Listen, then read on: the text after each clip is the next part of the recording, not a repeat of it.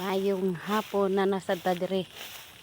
Oh, naay akong gagian ang baka. Marita manguha taog dahon sa paguha. Yes, mayong hapon. O magandang hapon sa inyong lahat dyan. O, andito naman ang iyong kaibigan. At manguha naman ako ng dahon yan. Araw-araw kasi ako nanguha ng dahon, kaya lagi nyo ako nakikita magdala ng ganito. Araw-araw din akong mangangahoy kasi araw-araw din akong nagtitinda, kaya wala akong panggatong. Yan. At ngayon naman dito naglalakad. Ang ganda ng hapon natin, ang ganda.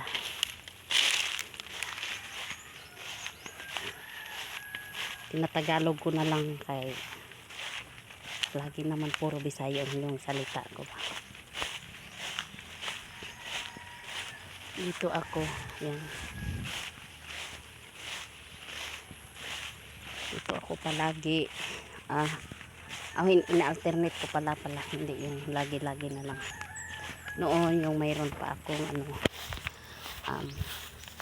kalabaw. O dito talaga ako araw-araw. Nung wala na yung aking alaga, ina-alternate ko na lang pag punta dito.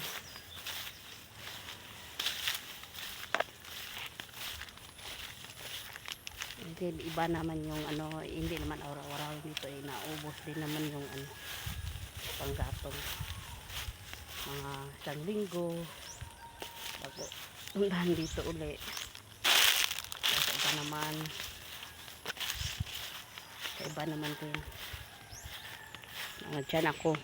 Diyan ako mangunguha ng tawag nitong paguha dahon. Diyan. Thank you for watching.